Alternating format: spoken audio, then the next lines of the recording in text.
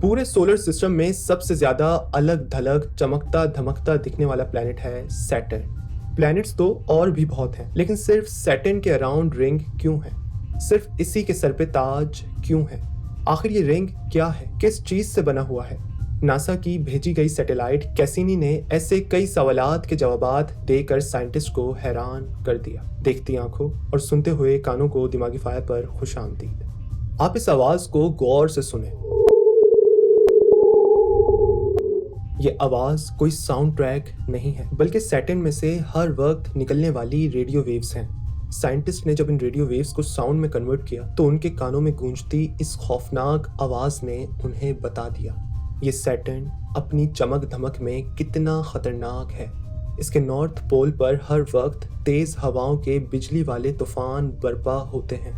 ये एक तूफानों से भरी हुई दुनिया है। अगर हम एक नज़र इसके नॉर्थ पोल पर डालें तो हमें क्लियरली दिखेगा कि यहाँ कोई स्ट्रेट लाइंस नहीं है, बल्कि एक हेक्सागोन शेप बना हुआ है। ये हेक्सागोन 6 साइडों वाला तूफान है। ये तूफान इतना बड़ा है कि हमारी अर्थ के साइज के 4 प्लैनेट्स को खा जाए। लेकिन ये तो अभी सैटर्न नॉर्मल मूड में है। जब इसको गुस्सा आता है तो इस पर क्यामत आती है, और ये क्यामत अर्थ पर से भी टेलीस्कोप की मदद से देखी जा सकती है। हर 30 साल में पूरे सैटर्न प्लैनेट पर एक तूफान बर्पा होता है। ये चमकता धमकता गोल्ड का दिखने वाला प्लैनेट तूफानी काले बादलों से भर जाता है।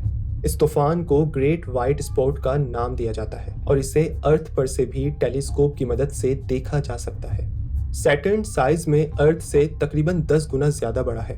इसकी फोर्स ऑफ ग्रेविटी भी अर्थ से 10 गुना ज्यादा है। ये अर्थ के मुकाबले में काफी तेजी से रोटेट करता है। सैटर्न पर एक दिन तकरीबन 10 घंटों का होता है। इस प्लैनेट में सॉलिड रॉक ना के बराबर है। ये हीलियम और हाइड्रोजन जैसी गैसेस से बना हुआ है। समझने के लिए अगर हम ये कहें कि ये बादलों से बना हुआ प्लैनेट है तो हम गलत नहीं होंगे।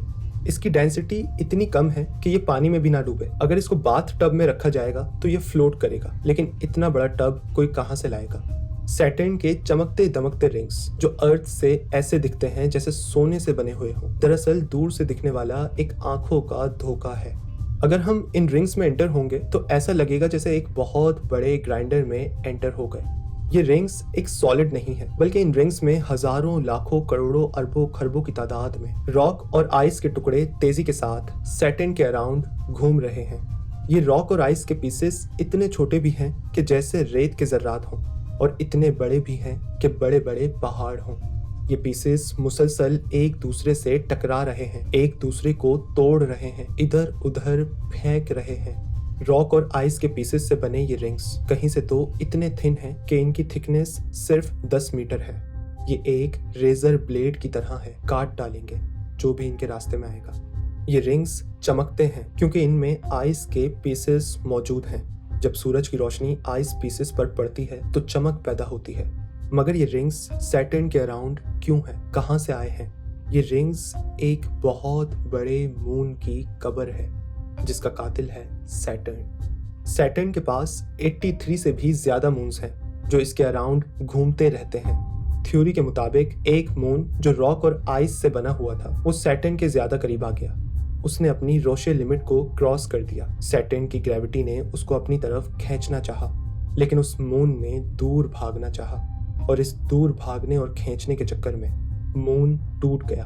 टूट कर खरबों टुकड़ों में बिखर गया और बिखर कर सैटर्न के अराउंड चक्कर लगाना शुरू कर दिया।